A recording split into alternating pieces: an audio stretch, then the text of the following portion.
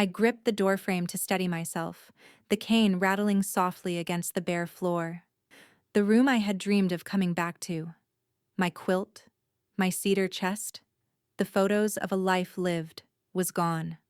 Only a wire hanger swung in the empty closet, mocking me with its silence. We had to make space, my son had said. Space. After 22 months in rehab, after learning to walk again, after building this house piece by piece, I was reduced to nothing. All right, before we dive into this crazy story, do me a favor. Subscribe and tell us where you're watching from. I gripped the doorframe to steady myself, the cane rattling softly against the bare floor. The room I had dreamed of coming back to, my quilt, my cedar chest, the photos of a life lived, was gone. Only a wire hanger swung in the empty closet, mocking me with its silence. We had to make space, my son had said. Space. After 22 months in rehab, after learning to walk again, after building this house piece by piece, I was reduced to nothing. All right, before we dive into this crazy story, do me a favor. Subscribe and tell us where you're watching from. The cab driver didn't offer to help with her bag. He watched her fumble it out of the trunk, one hand still stiff from the fall that shattered her hip 22 months ago. The sky over Portland was a dull sheet of gray, mist pressing down like a held breath. Joan Miller stood for a moment at the curb, staring at the house that should have welcomed her. The porch steps creaked beneath her as she climbed slowly. The paint was chipped, the planter boxes dead. She knocked once, out of habit, then turned the handle. The door wasn't locked. Inside, it was too quiet. The smell hit her first. Not rot, not filth, but emptiness. That subtle, unsettling scent of air that hasn't wrapped itself around life in a long time. She stepped inside, boots clicking against bare wood. The living room was stripped to its bones. No couch. No pictures. No books. Just dust outlines where things used to be. Even the curtains were gone. She gripped the wall, heart climbing into her throat. "Hello," she called, her voice raspier than she remembered. "Brian." From the kitchen, footsteps. Then Dana appeared, holding a mug like she lived here. Her blonde hair was too bright, too polished for the house's state. "Oh, Joan, you're back early," she said flatly, as if Joan had returned from the grocery store. Not from nearly 2 years in a rehab clinic. Joan blinked. "Where is everything?" Dana shrugged, sipped her coffee. "We had to make space. You know how small this place feels with so much clutter." Joan moved down the hall, cane tapping softly. She stopped outside her room. Then she opened the door. It was hollow. Her bed. Gone. Her vanity. The quilt her mother had stitched. The cedar chest. The framed photos. All of it. Vanished. Only a wire hanger remained, swinging slightly in the closet like it had something to say. Her breath caught. Brian appeared behind her, arms crossed. "Look, Mom, you were gone a long time. We didn't think you'd need all that stuff. Dana's been managing the bills. It got tight." She turned slowly. "You sold my things." He lifted his chin. "We needed the money." A silence fell so thick you could hear the refrigerator hum from across the house. Then, a softer voice. "Grandma." Emma stood at the end of the hall, hoodie zipped up to her neck, earbuds dangling from her pocket. Her eyes flicked between her parents and Joan. "I didn't know they'd sell everything," Emma said, barely above a whisper. I didn't know until it was already gone." Joan's lips parted, but the words wouldn't come. Her hands trembled at her sides. This wasn't neglect. It was erasure. She turned, walked out of the room. "Joan," Brian said, following. "Don't be dramatic. You can stay in the guest room for now. We had to do what we had to do." She kept walking, step by step, out onto the porch again, cold wind brushing her face. The clouds had thickened. Rain threatened, sharp and sour on the breeze. A red sedan pulled up to the curb. Gloria Sanchez slammed the door before the engine even stopped. "You gotta be kidding me," she said, eyes scanning Joan's face. then the hollow windows behind her. Joan didn't speak. She didn't have to. Gloria stormed up the steps, boots stomping like judgment itself. Let me guess, they pawned your life while you were learning to walk again. Joan nodded once. That was all she could manage. Gloria's face hardened. They forgot who owns this roof. Behind them, Dana pulled the front door closed, but not before muttering, "Some people don't know when they're not welcome." Joan's eyes glinted, just for a second, before she turned away. The rain started, slow and deliberate. Joan stepped out from the porch cover, letting it soak into her gray curls, her shoulders. She didn't flinch. Gloria pulled out her phone. "You're staying with me tonight. Tomorrow, we begin digging." Joan looked at her, then back at the house that no longer felt like hers. "Let them think they've won," she said, voice steady now. Then she added, almost to herself, "They're going to wish I hadn't come home." The next morning, Portland's rain had thickened into a steady percussion against Gloria's kitchen windows. Joan sat at the small round table wrapped in one of Gloria's oversized cardigans. The sleeves swallowed her hands as she stared at the battered metal lockbox sitting in front of her like a relic. The key had been on her necklace all along, pressed against her skin during every physical therapy session, every silent night in the rehab center. She hadn't thought about it in months, not until she realized how much they'd taken. With a small twist, the lock clicked open. Inside, everything was still there. Neatly labeled folders, bank statements, deeds, the title to the house, her original will. Joan flipped through them with methodical precision, her fingers steady now, her breath even. Gloria leaned on the counter, arms crossed, coffee steaming in her chipped mug. "Tell me they didn't touch that." "They didn't even remember it existed." Joan didn't look up. "They were too busy ransacking what they could see." Joan pulled out the most recent property tax notice and flattened it on the table. Her name, her address, paid in full. Then the house deed, still signed only by her and her late husband. Brian's name was nowhere. Her savings account information. Not much left, but not empty. She leaned back slightly, pressing her fingertips together, staring down like the paper held a different kind of gravity. Gloria whistled low. "Well, I'll be damned. They sold your chairs, but you own the floor they stood on." Joan's eyes flicked toward her, dry and calm. "They thought I was too far gone to notice, that I'd be grateful for a couch to sleep on." "You're not sleeping on a damn couch," Gloria snapped. "Not in my house, and certainly not in theirs." A quiet knock at the side door interrupted them. Emma stepped in, wet hoodie dripping, eyes uncertain.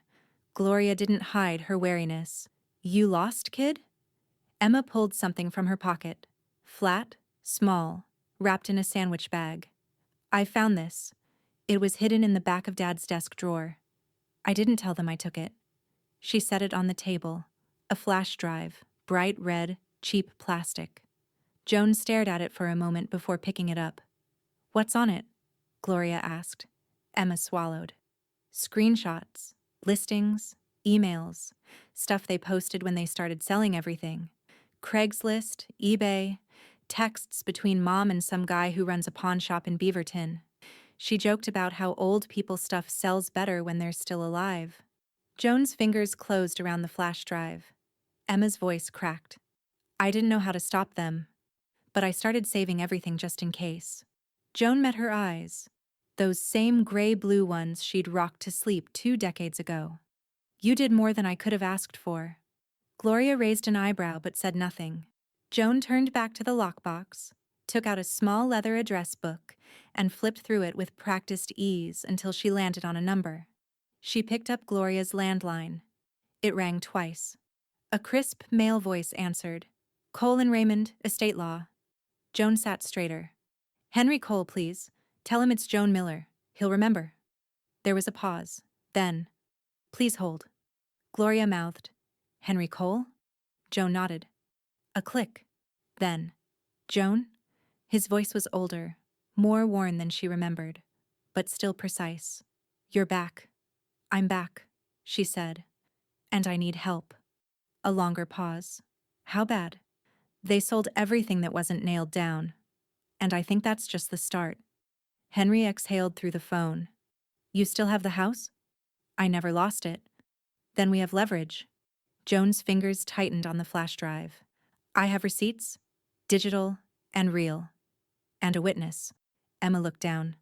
Then let's get to work, Henry said. I'll start with a preliminary theft and fraud claim. Good? Joan's voice was quiet but cold. They think this is over. She hung up without waiting for a goodbye. Gloria stared at her for a beat. What now? Joan stood slowly, pressing one palm to the edge of the table for balance. Now we go back to the house. Gloria's brows lifted. You just said it isn't safe. Joan walked to the door, raincoat already draped over one arm. She looked back at Emma. Get your phone ready. I want photos of every corner. Emma nodded. Joan opened the door. The rain had stopped, but the clouds were still hanging low. As they stepped outside, Joan spoke without turning around. If they stole pieces of my life, I'm going to make damn sure every piece becomes evidence. The three of them sat huddled around Gloria's laptop at the kitchen table. The glow from the screen washed Joan's face in pale blue light, sharpening the angles of her cheekbones. Her fingers hovered over the trackpad like she wasn't sure whether to scroll or slam it shut. Emma sat beside her, shoulders hunched, biting at the edge of her thumbnail. She'd spent the morning transferring everything from the flash drive, carefully organized folders labeled furniture sales, emails, Craigslist, and pawn shop slips. Joan clicked open the first folder. Up popped a grainy photo of her grandfather clock, mahogany frame, gold pendulum, still showing the wrong time, posted on Craigslist for $150 under the title, Old Lady's Clock, Still Works. She scrolled again. Her favorite armchair, the cherry-stained china cabinet, her wedding ring, no box, just a blurry photo on someone's palm, posted 3 weeks after her third surgery. Each file clicked open like a wound. Joan didn't cry. Her jaw set tighter with each image, but the shaking in her hand, so subtle it barely moved the cursor, didn't stop. They didn't just sell my things, she said finally. They mocked them. Mocked me. Gloria leaned over, pointing at the screen. That's Dana's email. Look. Estate liquidation without the funeral LOL. Real sweet, huh? Joan scrolled again. A full PDF of pawn slips, some signed, some not. One of them listed the bracelet Brian had once given her on her birthday, with a fake seller name and a cash payout of $60. Emma cleared her throat. There's more in the Dropbox link I emailed Henry. All the stuff they didn't delete in time. Joan reached over and took her hand. Emma flinched a little, then gripped back. Gloria stood up abruptly, grabbed a pen and her notebook from the drawer. Paper beats excuses, she muttered, writing as fast as she could. Times, dates, amounts. We'll stack these bastards high in evidence. Joan closed the laptop slowly. I want to update my will. Emma blinked. Wait. Now? I should have done it before the rehab center. But I still believed. She stopped herself, then straightened. I believed Brian would do the right thing. Gloria's face hardened. That's the kind of belief that gets you robbed. Joan nodded once. No more. She rose, walked to the lockbox still sitting beside Gloria's coffee maker, and opened it again. She pulled out her will. 4 pages. Notarized. Signed with her old, looping signature. She stared at Brian's name for a long time. Then she took out a pen and drew a single line through it. I'll have Henry draft a full revision, she said. But this one's symbolic. Emma's voice cracked. Grandma. Joan turned toward her. I swear, Emma said, swallowing hard. I didn't know it would get that bad. I knew they were selling things, but I thought it was just old stuff. Boxes in the garage. And by the time I saw what they were doing, I didn't know how to stop it. I didn't know if you'd ever come back. Joan stepped closer. You didn't turn away. That's more than I can say for either of them. Emma nodded, her eyes brimming. Outside, the rain had returned. Softer now. A mist settling over the neighborhood like a quiet reckoning. Joan returned to the table just as Gloria's phone buzzed. She answered. Yeah? A pause. She handed the phone to Joan. It's Henry. Joan took it. Yes? I've filed the preliminary claim, Henry said. Fraud, unauthorized liquidation of assets, and suspected elder exploitation. I'll have more by tomorrow. Joan closed her eyes for a moment. Good. You sure you're ready for this? He asked. I was never supposed to come back. But I did. And I'm not leaving again. She hung up. For a long moment, nobody spoke. Then Gloria broke the silence. I know it's early, but I say we open a bottle of wine. Joan shook her head. Not yet. She looked back at the laptop, at the digital ledger of every stolen object. I want to see the pawn shop next. Emma looked up. Now? Joan's voice was steady. If my past is sitting behind someone's glass counter, I want to look it in the eye. By late afternoon, the fog had rolled back in over Portland like a second skin. Inside Gloria's house, the lights were low and the mood lower. Joan sat at the dining table with her reading glasses perched low on her nose, flipping through a printout from Henry Cole's office. The heading was clear. Credit report, Joan Elizabeth Miller beneath it. Lines of red ink. 3 credit cards she never opened. 2 cash loans. 1 personal line of credit with a signature she didn't recognize, but the name was hers. Emma sat across from her, cataloging photos on her laptop. She kept glancing up, watching Joan's face tighten notch by notch. They used my name, Joan said quietly, tapping a finger against one of the statements. That's my social, right there. Look at the birth date. They didn't even bother to hide it. Gloria hovered nearby, arms folded. How far behind are they? Some payments are months past due, Joan said. One of these accounts has a default flag. That's collections. Emma turned pale. But how? Doesn't the bank require verification? Joan looked up. Her eyes weren't wide with shock anymore. They were narrowed. Not when the paperwork looks legit. Not when your son has your mail, your ID, your trust. Gloria swore under her breath. I knew Dana was greedy, but this is rot. Joan's voice was steady. This wasn't just greed. It was planning. She tapped the signature line on one of the loans. He tried to mimic my handwriting, almost pulled it off. There was a soft knock at the front door. Gloria moved to open it and found a courier standing under a dripping umbrella, envelope in hand. For Ms. Joan Miller, he said before turning back to the rain. Inside the envelope, a thick folder stamped with the emblem of Cole and Raymond. Joan opened it, scanning quickly. Henry pulled records, she said. Confirmed they used my identity for at least 4 accounts. He's requesting full audits. Financial fraud, elder exploitation, false impersonation. The claims are stacking. Gloria grinned without humor. They buried you in paper. Now we'll bury them in it. Joan set the envelope down gently. They buried me once. I'll bury them legally. Emma looked up. What do you want me to do next? Joan nodded toward the notepad beside her. Keep cataloging. Heirlooms. Missing furniture. Jewelry. Anything you remember seeing around the house that isn't there now. Emma hesitated. Even the old stuff? Especially the old stuff. She opened a new spreadsheet and began typing quietly, lips pressed into a determined line. Gloria brought over 2 cups of tea and set one beside Joan. Slow revenge tastes best. Joan picked it up, fingers wrapping around the warmth. I don't need fast. I need permanent. They sat in silence for a few minutes, only the clicking of Emma's keys, the soft whistle of wind outside, the subtle squeak of Gloria's rocking chair as she drifted back and forth. Then Emma froze. Joan noticed first. What is it? Emma turned the laptop around. On the screen was a listing from an online estate liquidation site. The photo showed a silver-framed mirror that used to hang in Joan's foyer. It was cracked down the side, but unmistakable. The seller listed it under the name Reclaim and Renew LLC, a business neither of them had heard of. Joan's eyes narrowed. That's a front. Gloria leaned in. What kind of front? Joan stood, faster than she should have. They're laundering the sales through a business name. They didn't just sell my things, they created a shell to make it look legitimate. Emma's eyes widened. Do you think there's more? Joan stared at the screen, the mirror's broken reflection staring back. I think we've only seen the tip. The courtroom smelled faintly of lemon polish and anxiety.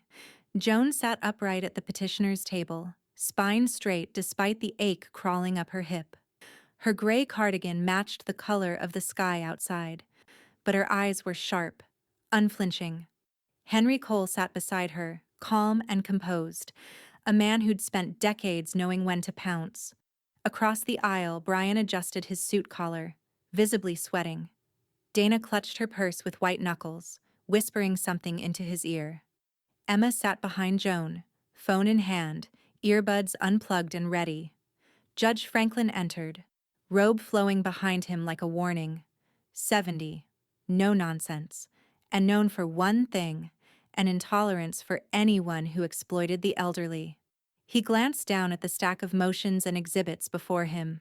This is a competency hearing, not a circus. Keep it tight. Brian stood first. His voice was smooth, rehearsed. Your Honor, my mother was in rehab for nearly 2 years. She suffered falls, memory issues. I don't believe she can safely live alone, let alone manage financial matters. This petition is about protecting her. Joan's jaw flexed. Dana rose, her tone more dramatic. She couldn't even walk when she came back. The house was falling apart. We stepped in. We cleaned up. She's fragile. Judge Franklin tilted his head. And who asked you to? Dana blinked. I mean, we didn't want her to come home to chaos. Henry stood. Your Honor, Ms. Miller may be recovering, but she is far from incompetent. In fact, she has something to say on that. Joan stood slowly, hands steady on the edge of the table. I fell once, broke a hip. Rehab was hard, but I walked out on my own. I can tell you the name of every nurse I worked with, every exercise I had to master. I balanced a checkbook before Brian ever held one. Judge Franklin nodded. Continue. Joan's voice cut clear through the courtroom. When I returned, my belongings were gone, my accounts tampered with, my name misused. I may be older, but I'm not confused. A quiet murmur passed through the gallery. Henry turned to the clerk and nodded. The screen beside the judge flickered to life. Exhibit 4, Henry said. Receipts, listings, and communications showing Brian and Dana liquidated Miss Miller's possessions without consent. Images flicked by, Craigslist ads, pawn slips. That same photo of the wedding ring in someone's palm. Dana shifted, eyes darting. Henry gestured again. And here, audio recordings. Emma? Emma rose, plugged her phone into the speaker system. Brian's voice filled the courtroom. She's not gonna need the silver. Rehab's just a stop before the grave. Then Dana. Let's get cash while it's still her name on the title. Dana's face drained. Brian stared at the table. Judge Franklin's voice dropped to a dangerous calm. So you were protecting her, by selling her things and pocketing the profits? Brian stumbled. We thought. Joan didn't look at him. Henry opened another folder. And finally, Your Honor, I'd like to enter into evidence this home equity loan, signed supposedly by Joan Miller, while she was residing full-time in a medical facility. He handed the document to the judge. Judge Franklin examined it. This was signed? While she was on oxygen and walker-bound? Henry nodded. We've submitted a timeline from the rehab facility. She was under care and unable to travel the day this was notarized. Joan's voice came out steady. That's not my signature. Judge Franklin's gaze hardened. Forgery. On a federally regulated loan. Dana's lip trembled. Brian said we needed... Silence. The gavel slammed once. I'm placing an immediate hold on all disputed assets and accounts pending criminal investigation. Mr. Cole, you'll coordinate with the DA's office. Ms. Bakeway. Miller? This court finds you competent. Extremely so. Joan didn't flinch. She didn't smile. She just turned slightly and looked at Brian. He couldn't meet her eyes. Judge Franklin stood. Recess for 1 hour. Court will reconvene on financial disclosure. As the room stirred with whispers, Henry leaned toward Joan. We've just flipped the table. Emma walked up behind her, voice quiet. What now? Joan turned slowly, the edges of her mouth curled, not into a smile, but into resolve. Now I make them pay for every signature they faked. An hour later, the courtroom lights buzzed faintly as everyone returned to their seats. The energy had shifted, no longer tense, but volatile. Joan re-entered quietly, her cane tapping once with every third step, her face calm but unreadable. Henry stood, papers neatly arranged. He leaned toward her. They'll start with the forensic report. You won't have to speak today. Joan gave a small nod. I've already said enough. Across the aisle, Brian sat rigid, his knuckles white against the table. Dana fidgeted beside him, eyes darting toward the exit every few seconds like she might still have time to disappear. Judge Franklin returned with a folder in hand, marked with a blue Forensic Services seal. He didn't sit. He remained standing, looming like a thundercloud, ready to burst. This court has reviewed a sworn statement from a licensed handwriting expert, he said. The conclusion is definitive. The signature on the home equity loan application is not Joan Miller's. Silence. It is, Judge Franklin continued, a deliberate forgery. One executed with clear intent to deceive a federally regulated institution for personal gain. Brian's face paled to gray. Dana let out a breathy gasp. Joan didn't move. Her expression remained carved in stone. Mr. Miller, the judge said, tone ice-cold. Do you understand that forging a financial document, particularly one related to a reverse mortgage, is a federal felony, punishable by prison time? Brian's mouth opened, but no sound came out. He blinked twice, then finally muttered, I didn't know the signature wouldn't hold up. Henry's mouth twitched. That's not a denial. Dana shot to her feet. It wasn't just him. We both thought we could manage things better than Joan could. Judge Franklin raised a hand. You are not a party in this hearing, Mrs. Miller. Sit down. Dana sat. Hard. Henry stepped forward. In light of the confirmed forgery and existing evidence of financial exploitation, we're requesting an immediate and full asset freeze, joint and separate accounts under Brian and Dana Miller, including the LLC discovered during our investigation. The judge didn't hesitate. Granted. All accounts are to be frozen as of 3 p.m. today. All proceeds from the home equity loan are to be held in escrow until the criminal portion of this case is resolved. Gloria, watching from the gallery, let out a slow, quiet whistle. Joan didn't react. Not when Brian dropped his head. Not when Dana whispered something that sounded like, "What did you do?" Not even when their attorney whispered urgently in a panicked voice too soft to carry. She just sat still, her cane leaning against the table, her hands folded in her lap like she was in church. Emma leaned in and gently squeezed her grandmother's hand. Joan blinked, then turned slightly, just enough for Emma to see the shimmer in her eyes. But they didn't fall. She wouldn't give anyone the pleasure of seeing that. Judge Franklin finally sat. This case is no longer a civil matter. I am forwarding it to the district attorney's office for felony review. Ms. Miller, Mr. Cole, please coordinate with the state prosecutor. Henry stood nodding. We'll make arrangements. Brian rubbed his face. This wasn't supposed to happen like this. Joan's voice broke the quiet like a blade sliding from its sheath. What exactly did you expect, Brian? A thank you card? He didn't answer. The gavel dropped once. Court is adjourned. The sound echoed like a door slamming shut on everything they'd taken for granted. Joan rose, slowly but with purpose. She didn't look back as she walked out.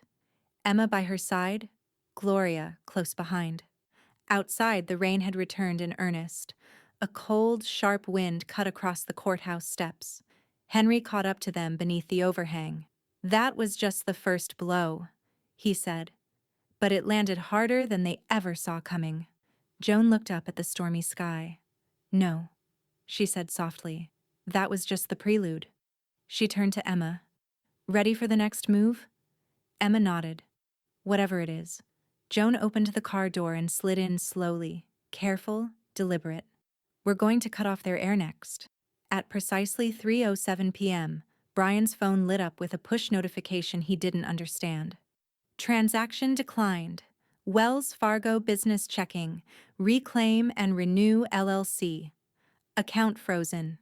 He stared at it from the parking lot of a strip mall, jaw slack, while Dana was already halfway through the grocery store with a cart full of overpriced organic nonsense. Inside, she strolled up to the checkout with her usual self-importance, phone in hand, snapping at the cashier before the girl even spoke. Separate the eggs. I don't want them on top of the produce. Yes, ma'am. Dana slid her card across the terminal. Beep. Declined. She frowned and tried again, this time more forcefully, as if pressing harder might force it through. Beep. Declined. The line behind her was growing. A child cried somewhere near the cereal aisle. Dana tried a second card, then a third. Nothing. Try it again. She snapped at the cashier. The girl just looked at her helplessly. I already did. People were staring now. Behind a row of boxed goods, Emma stood with her phone raised. The lens zoomed in just enough to catch Dana's expression without revealing herself. The slow unraveling, the disbelief curdling into rage. Click. Video rolling. Dana slammed her hands on the counter. This is ridiculous. There's plenty of money in those accounts. No, there isn't, said a voice behind her. Dana spun. Joan stood by the automatic doors, calm as glass, a single canvas bag on her arm. Gloria beside her, holding a bouquet of lilies. Joan didn't raise her voice. She didn't have to. The accounts were frozen today. Court order. You might want to start using coupons. Dana's lips trembled. You don't get to gloat. Joan tilted her head. This isn't gloating. This is what comes after the truth. She turned without waiting for a response, her heels clicking against tile. Gloria followed, but not before giving Dana a pointed once-over. Get used to it, Gloria muttered. You're going to be seeing a lot more declined signs in your future. Outside, the wind had picked up again. Leaves tumbled across the asphalt like they were trying to flee the scene. Joan and Gloria loaded the single bag into the car. Just basics. Chamomile tea, one lavender candle, a new framed photo of Joan's wedding day from the Walgreens photo counter. By the time they got back to the house, Joan moved differently. Still slow, but straighter. More grounded. She stepped into her bedroom, still stripped from the day she came home, still haunted by empty corners. But today, she had a plan. She lit the candle and placed it on the windowsill. She hung the wedding photo on the wall where the mirror used to be. She pulled her mother's quilt from Gloria's guest closet, still smelling faintly of cedar. Small comforts, but hers. Gloria stood in the doorway. You know, it's a hell of a thing, seeing Dana twitch like a bug on a hot skillet. Joan chuckled softly, easing into the armchair they'd rescued from a storage unit. This is only Act 1. Gloria nodded. We just turned the lights on. Next, we show the audience what they've really been doing backstage. In the living room, Emma sat cross-legged on the floor, uploading the footage of Dana's meltdown to a private folder for Henry. The phone buzzed. Henry's voice came through the speaker. We've got traction. The LLC was registered under Brian's name, but the banking trail leads to Dana. I've handed the files to the fraud unit. Joan stepped out from her room. How fast can they move? Fast enough. The state's interested. And they're pissed. Joan didn't smile. She just nodded once. Let me know when they're ready to talk restitution, she said. I want that on the record. She hung up, then turned to Emma. What's next on our list? Emma flipped open the notebook. Storage units, and the car title. I think there's something off with the VIN number on your old Camry. Joan paused, taking that in. If they stole even my car, then we take the wheels right out from under them. The knock on the door was sharp, impatient. Joan stepped back from the window and looked toward Gloria, who stood in the kitchen drying dishes. Emma was already halfway to the front door. Don't open it unless, Joan started, but it was too late. Emma yanked the door open. Brian stood on the porch, soaked from the rain, eyes wild. His suit jacket was wrinkled, the tie hanging like a noose. His phone was clutched in one hand, shaking slightly. "What the hell did you do?" he spat, stepping into the foyer without invitation. Gloria moved fast, blocking his path. "You don't get to barge in here, Brian." But Emma was already stepping forward, voice low but firm. "You lied. You forged everything. You used Grandma's name like it was a bank account." Brian's jaw flexed. "You don't know what you're talking about. I know you opened credit lines in her name. I know you created a shell business and sold her things.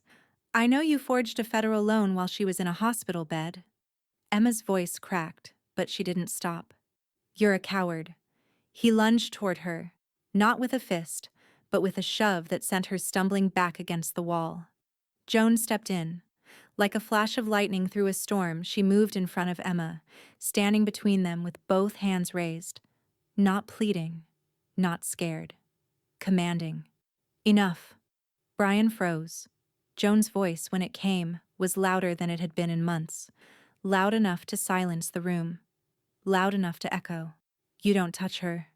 You don't raise your voice in this house. And you don't pretend you're the victim." Brian's mouth moved, but no words came out. Emma was shaking now. Whether from shock or rage, it was hard to tell. "I gave you everything," Joan said, eyes locked on him. "And when I was at my lowest, you stripped it all away, piece by piece, like I wouldn't notice, like I wouldn't come back.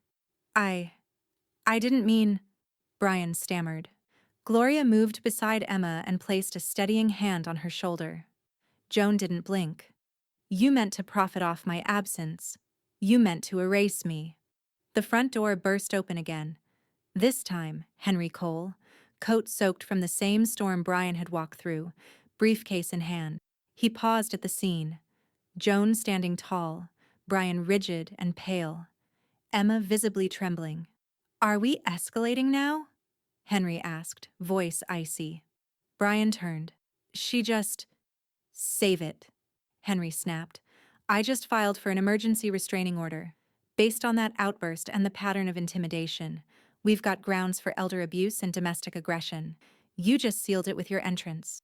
Brian's eyes darted from Henry to Joan, then to Emma, who pulled her phone from her pocket and held it up. She'd been recording the entire confrontation. Dana appeared at the edge of the porch, mascara smeared, hair in disarray. "Brian," she hissed, "you said this wouldn't get worse." Joan turned to her, voice low and cutting. "Still think this is just about money, Dana?" Dana looked between them, her husband, her stepdaughter, the lawyer, the woman she once underestimated. She cracked. "This wasn't my idea," she shrieked. "I told him to stop. He said you weren't coming back." Brian spun toward her. "You said we needed the money. You said—" "No," Dana screamed. "You said she was as good as dead." The room fell into a dense, stunned silence. Joan stepped back, her hand still hovering protectively in front of Emma. Henry opened his briefcase, pulling out papers, plastic sleeves, and a crisp, official-looking document. "The judge already signed the order," he said. "Brian, you're not allowed within 500 feet of Joan or Emma, starting now." Brian looked like he might collapse. Joan walked to the door and opened it wide. "Get out of my house," she said. Brian didn't move. "I said, get out." This time, the voice cracked thunder. He left. Dana followed, quiet now, her unraveling complete. Joan closed the door slowly, locked it, then leaned her head against the frame. Gloria helped Emma to the couch. Henry stood, silent, respectful. Joan turned, calmer now. "This changes things," Henry said. Joan nodded. "Now we're not just chasing restitution." She looked at Emma, voice firm. "We're going after everything." Joan sat silently in the back corner of the courtroom, dressed in charcoal gray and pearls, the kind of quiet dignity that didn't need to announce itself. Next to her, Henry flipped through a stack of documents, the edges tabbed in color-coded precision. Across the aisle, Brian looked hollowed out, slouched in a wrinkled blazer, eyes glassy. Dana was beside him, dabbing her temples with a folded tissue, makeup smeared and hair unwashed. The courtroom buzzed with quiet murmurs. Word of the restraining order had gotten around. Reporters lined the back wall. This hearing wasn't just legal, it was spectacle. Judge Franklin entered, face like thunderclouds. "Let's move quickly, Mr. Cole." Henry stood. "Your Honor, we've traced a previously undisclosed bank account under the LLC Reclaim and Renew, linked directly to loan funds obtained fraudulently under Ms. Miller's name. The balance as of this morning was $162,341. A wave rippled through the gallery. Joan's expression didn't change. She simply adjusted her cuff. The judge turned his glare toward Brian. "You didn't report this account in your financial disclosures." Brian cleared his throat. I didn't remember." "You didn't remember 6 figures?" Dana leaned over, whispering furiously in his ear. He shrugged her off. Henry stepped forward. "We've submitted verified statements from the bank, along with timestamps showing the transfers occurred days after the forged equity loan was approved. In short, the money didn't disappear. It was hidden." Judge Franklin slammed the gavel once. "That account is to be seized immediately. The funds will be frozen and placed in escrow pending final restitution orders." Dana gasped, audibly. Then again, louder. "No, no, no," she whispered, rocking slightly. "That was supposed to be ours." Henry didn't blink. "That money was never yours." Dana stood. "This isn't fair. We needed it. We have bills, we have plans." She stumbled back a step, then another, like the courtroom had tilted sideways beneath her. Then she collapsed, flat on the floor in a heap of sobbing limbs and smeared mascara, gasping between each cry. Joan didn't move. Paramedics were called. A bailiff helped Brian pull her upright. The judge waited, impassive. When it quieted again, he turned back to Henry. "Anything further?" "One item," Henry said smoothly. "The foreclosure on Mr. and Mrs. Miller's home, due to unpaid mortgage and tax penalties, was finalized this week." Brian flinched. Dana whimpered beside him, still crumpled against his side. Henry tapped a folder on the table. "The property was quietly purchased at auction by a private trust we represent." Joan didn't look at Brian. She looked straight at the judge. The courtroom held its breath. Judge Franklin nodded slowly. "Let the record reflect the purchase, and the irony." Joan rose with measured grace. Her voice was calm, but it cut like a violin string. "They sold my legacy, my home, my memories." She turned to face Brian for the first time. "Now I own theirs." A gasp, then a hush. Brian slumped back into his chair like the bones had been taken out of him. Dana just stared at the floor, unmoving. Emma watched it all with wide, unblinking eyes. Outside, the sky had begun to clear for the first time in days. Sunlight stretched across the courthouse steps in narrow golden lines. As they exited, Emma slipped her hand into Joan's. "You've already won," she said softly. Joan shook her head. "No. Winning is what you do when you're playing fair." Gloria met them at the bottom of the steps, sunglasses on, arms crossed. "Now crush them." Henry fell into step beside them. "Public opinion's on your side. Dana's meltdown is already circulating online, and the DA's office wants to schedule a deeper financial review." Joan smiled faintly. "Let them dig. They'll find bones." Emma stopped walking. "So what happens now?" Joan turned to her, voice low but purposeful. "Now we burn the name they used to cash out my life, and build something better where it stood." The eviction notice was taped to the front door in plain view. Legal-sized, bold print, bright orange sticker across the top like a warning flare. Brian saw it before Dana did. He froze mid-step on the porch, coffee cup in one hand, mail in the other. The wind blew the loose edges of the notice, but the word was unmistakable. Vacate. 72 hours. Dana stepped out behind him, still wearing pajama pants and last night's eyeliner. "What's that?" He didn't answer. She yanked the notice off the door and read it. Then read it again. And again. No, she breathed. No, this has to be a mistake. Inside the mailbox, a manila envelope waited. A copy of the court-approved sale confirmation, title transferred. Property purchased at auction for a fraction of its value. Buyer, Miller Resilience Trust. Trustee, Joan E. Miller. Dana dropped the envelope like it was acid. Brian stumbled back inside. He yanked open kitchen drawers, grabbed his phone, started dialing someone, anyone. But no one picked up. No bank, no lawyer, no help. Across the street, neighbors began to gather. A man walking his dog paused, adjusting his sunglasses. A young couple on the corner whispered, one of them pointing. The air buzzed, not with sympathy, but satisfaction. On the curb sat their unsold dresser, a broken lawn chair, and a cardboard box labeled fragile in red Sharpie. The irony hung heavier than the clouds. Joan watched it all from Gloria's passenger seat, parked a safe distance away. She didn't need to be closer. The view was perfect from here. She rolled down the window just enough to let the breeze in. Gloria handed her a paper cup of coffee. You sure you don't want to wave? Joan sipped once, eyes never leaving the scene. No need. They watched as Dana stormed back inside. Brian slammed the door behind her. Shouts muffled behind glass. Public humiliation, Gloria said, nodding toward the growing audience. Never goes out of style. Joan didn't answer. She reached into her bag, pulled out a worn photograph of her old living room, fireplace lit, her wedding portrait above the mantel. Emma in footy pajamas curled up on the rug.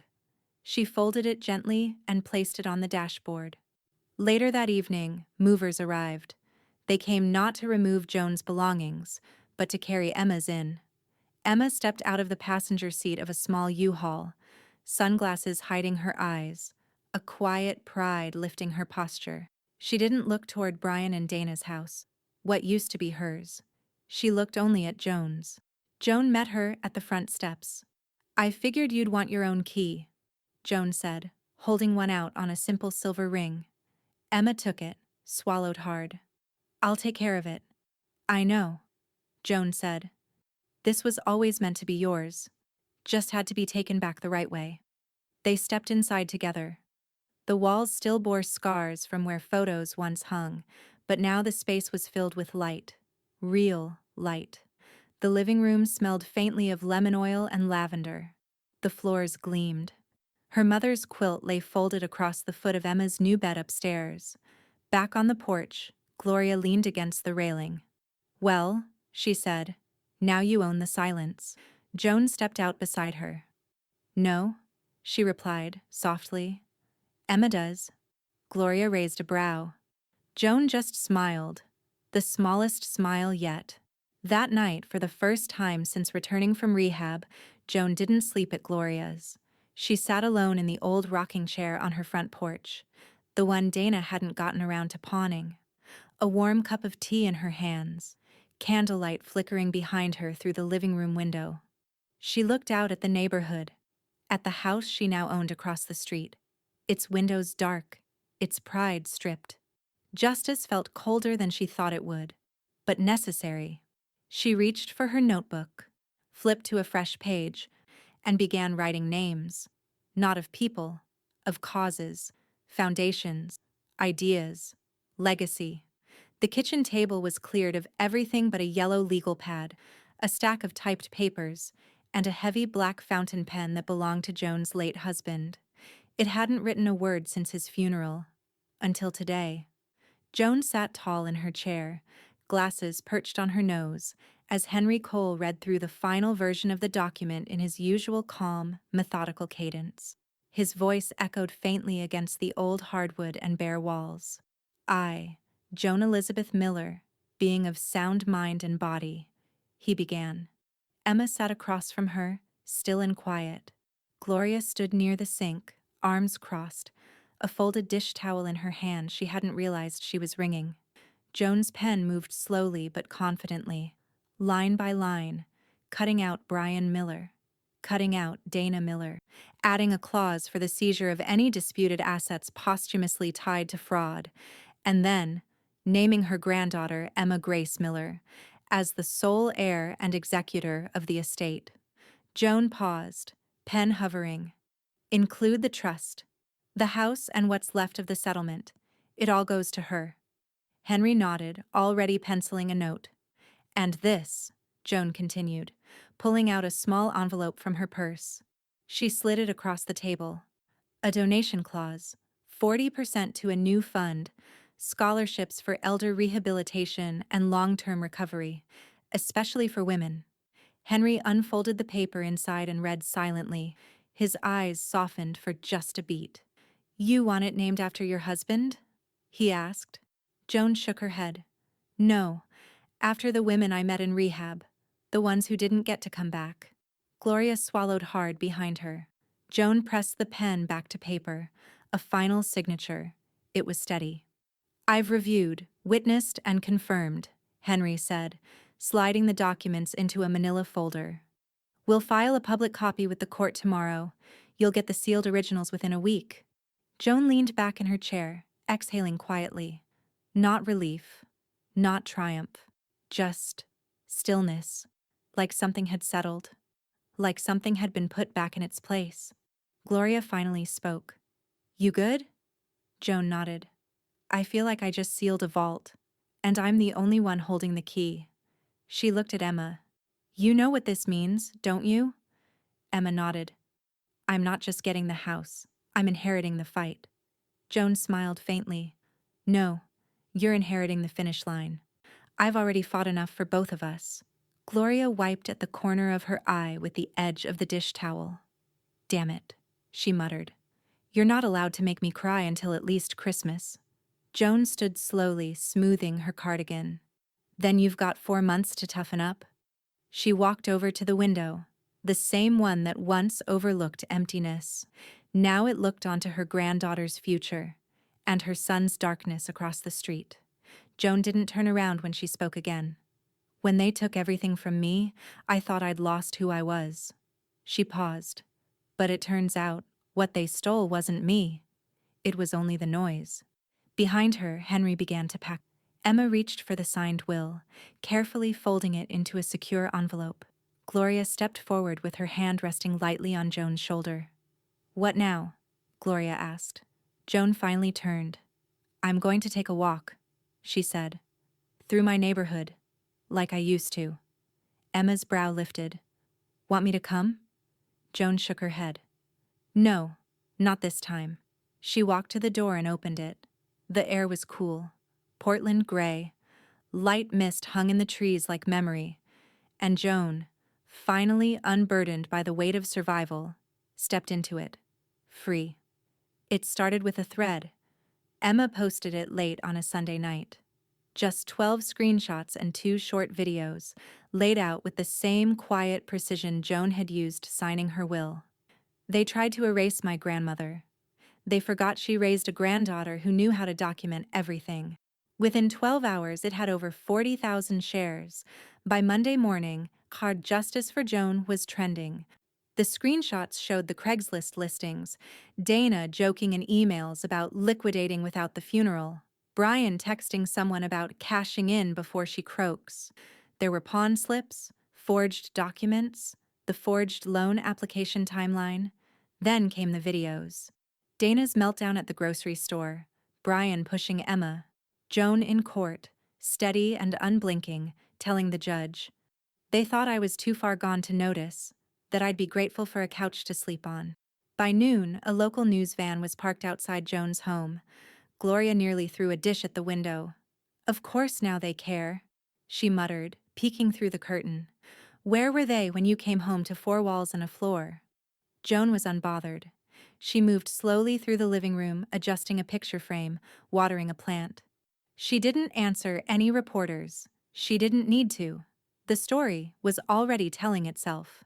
That evening, a segment aired on Channel 8, Elder Fraud and Family Betrayal. Portland woman returns from rehab to find life stolen and fights back. They showed footage from the courtroom, interviews with Henry, a blurred-out clip of Brian ducking into his car. Dana wasn't blurred. She was caught leaving a yoga class in oversized sunglasses and smeared lipstick, trying to wave off the camera while someone in the background yelled, "How's karma treating you, Dana?" That video was clipped, memed, reposted with laughing emojis and before and after filters. TikToks popped up overnight. Side-by-side voiceovers comparing Joan's calm voice to Dana's shrieking panic. Even Dana's friends turned. One by one, the social media unfollows. The group chat's gone cold. Her name became a punchline in the same Pilates circles she once bragged in. At the next court hearing, Dana showed up alone, hair pulled back tight, no makeup, a discount purse. The courtroom was quiet as Judge Franklin looked through the latest file. His brow furrowed. The court has reviewed multiple public defamation statements made by Mrs. Dana Miller against Ms. Joan Miller, including false accusations of theft, incompetence, and character smears in both text and social media posts. He snapped the folder shut. For these, the court imposes a fine of $12,000 to be paid directly to Ms. Miller's legal trust within 60 days. Dana didn't argue. She just nodded, lips pressed into a colorless line. Joan sat across from her, unmoving. She didn't gloat, didn't react. Her stillness was louder than anything Dana could scream. When it was over, Dana stood, slow, as if hoping no one noticed. But the cameras were waiting outside. Joan waited a moment, then rose too. Gloria whispered, "You want to go out the side door?" Joan shook her head. "Let them see I don't flinch." They stepped into the light. Reporters angled their mics. Flashbulbs popped. A dozen voices called her name. Joan didn't stop. She just walked past them, steady and unhurried, like it was her sidewalk. Her sky. Her story now. Emma caught up beside her. "You okay?" Joan nodded. "Public opinion is loud." Emma glanced back. "You think they've learned anything?" Joan didn't look back. "I didn't do this so they'd learn.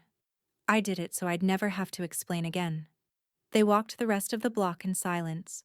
At the corner, a young woman approached, early 20s, in scrubs, holding a to-go coffee and phone in hand. She paused. Are you Joan Miller?" Joan raised a brow. The woman nodded, nervous. "My mom showed me your video. Said you reminded her of her own mother. Just wanted to say, thank you." Joan's gaze softened. "You're welcome." As they walked away, Gloria muttered, "You're going to need an alias if this keeps up." Joan smiled faintly. "Or a foundation." The final hearing was quieter than the others. No cameras, no reporters, just the gavel, the court seal, and the sound of Brian Miller's future being dismantled, one clause at a time. Joan sat at the front with Henry on one side, Emma on the other. Gloria remained behind them in the gallery, arms folded tight, jaw clenched, like she might still be waiting for a punch that wouldn't come.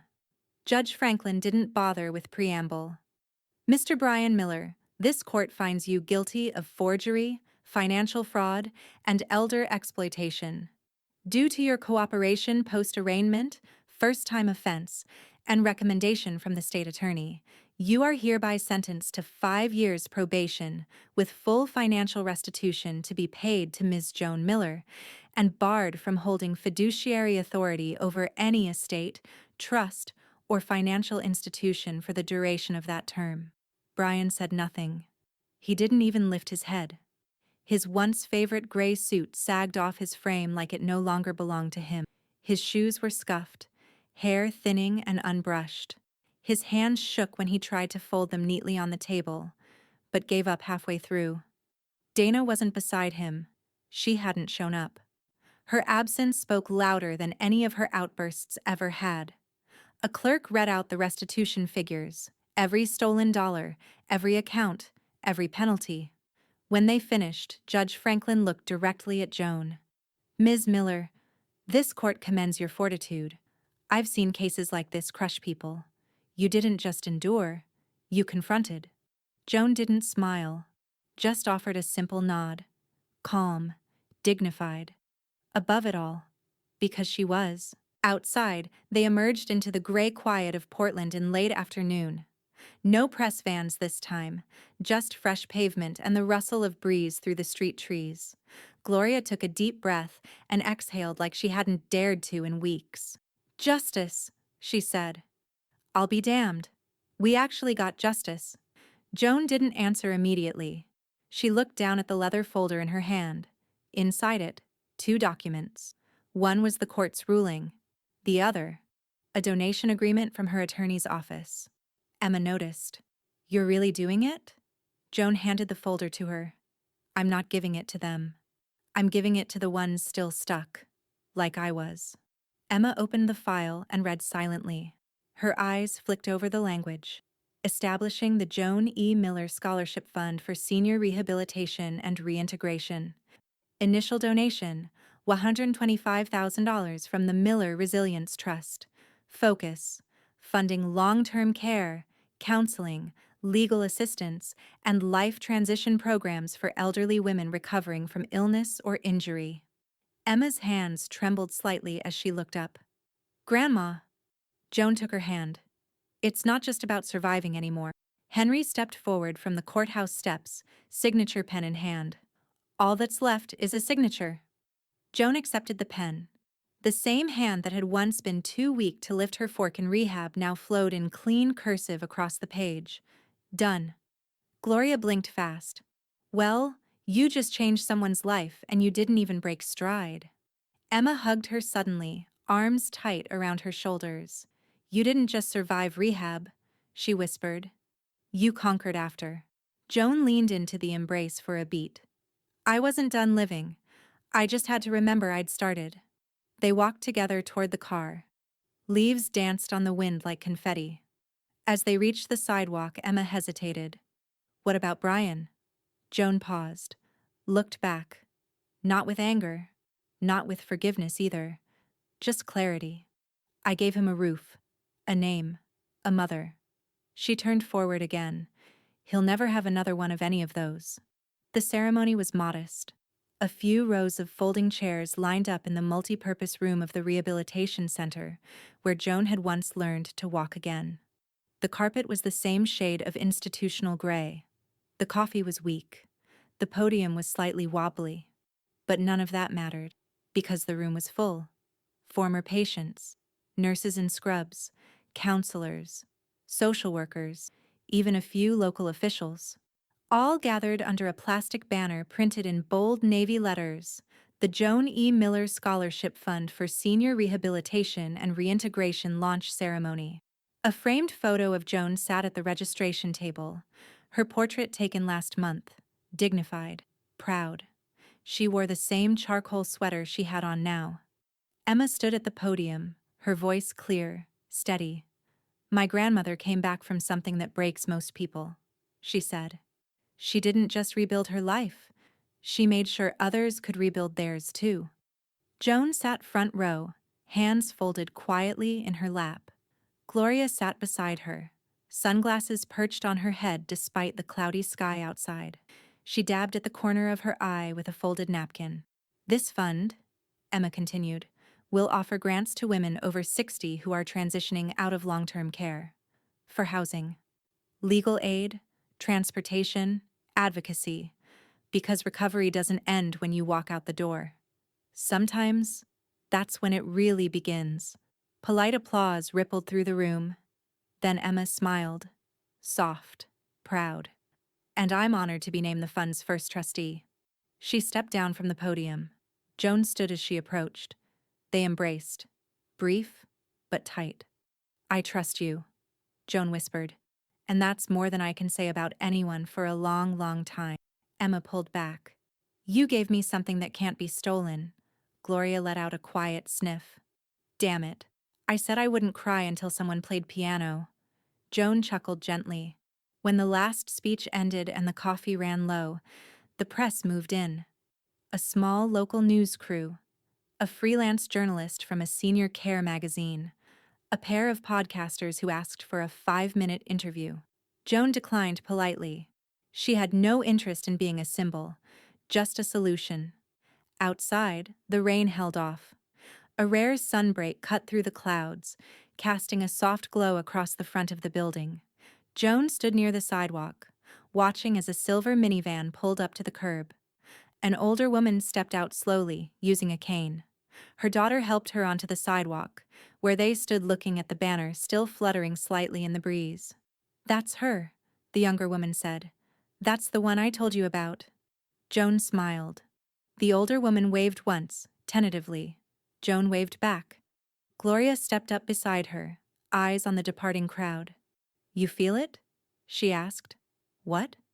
"That click. That rightness. Like the world shifted half an inch and locked into place." Joan didn't answer immediately. Then, softly, "Yes." She looked down the sidewalk, toward nothing in particular. "It's not just about what they stole. It's about what they couldn't." Gloria exhaled. "You gave back what they took. From yourself. From everybody." Joan placed a hand on her arm. "Then maybe now it's really over." Emma joined them with a clipboard, notebook tucked under one arm. "They want you to come inside for one last photo." Joan shook her head. "Let them take yours." Emma blinked. "Are you sure?" "You're the future," Joan said, smiling. "They should see what I built, not what I survived." They stood in the sunlight for a moment longer. As the camera flashed from inside, a new sign was being mounted on the Rehab Center's lobby wall, a brass plaque etched with Joan's name. Under the words, "She returned.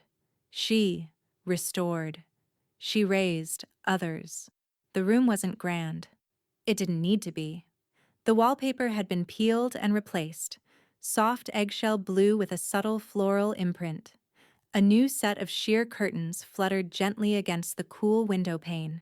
The bedspread was hand-stitched, a faded patchwork of soft creams and wine reds made by Joan's mother half a century ago. On the nightstand sat a lavender candle, half-burned, its wick curling slightly in a puddle of wax. Next to it, a photo of Emma as a child, cradled in Joan's lap, both of them mid-laugh. The room smelled faintly of lemon oil and chamomile. Joan sat in the armchair by the window, wrapped in her cardigan. Her cane rested beside her, unused tonight. She stared out at the early snow, flakes tumbling down in slow, unhurried spirals. Behind her, the kitchen table was set for 3. A small roast, potatoes with rosemary, thick slices of bread warmed in foil. Emma poured cider into ceramic mugs while Gloria folded napkins with far more care than necessary. "Plates are warm," Gloria said, "so act impressed." Joan didn't turn, but smiled. "Consider me floored." Emma carried the mugs over, setting one at Joan's elbow. "Smells like Christmas already." "Just a rehearsal," Gloria said, settling in across the table. "We'll burn the rolls when it really counts." Joan finally rose. Slowly, but without struggle. She crossed the room and took her seat, looking at both of them with a softness that hadn't always been there. "Thank you," she said quietly.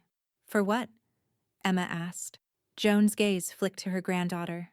"For not letting me forget who I was." They ate slowly, comfortably. No toasts, no speeches, just warmth, and the clink of forks, and the gentle rustle of wind pushing against the windows. After dinner, Emma began clearing the dishes. Gloria poured one last cup of cider for Joan and lit the candle again. Joan watched the flame dance, its light reflected in the polished wood of the table, the softness of her hands. Then, almost to herself, she spoke.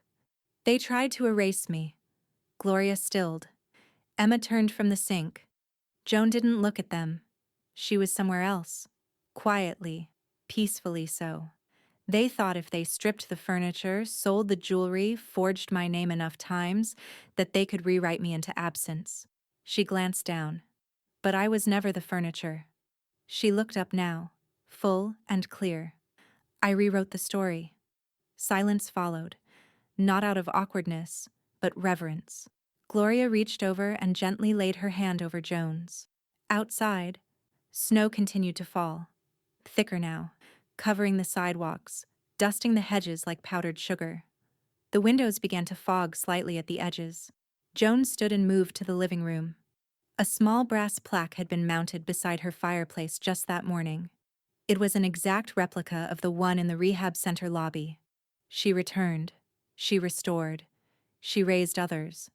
Candlelight shimmered across the etched letters. Joan looked at it for a long time.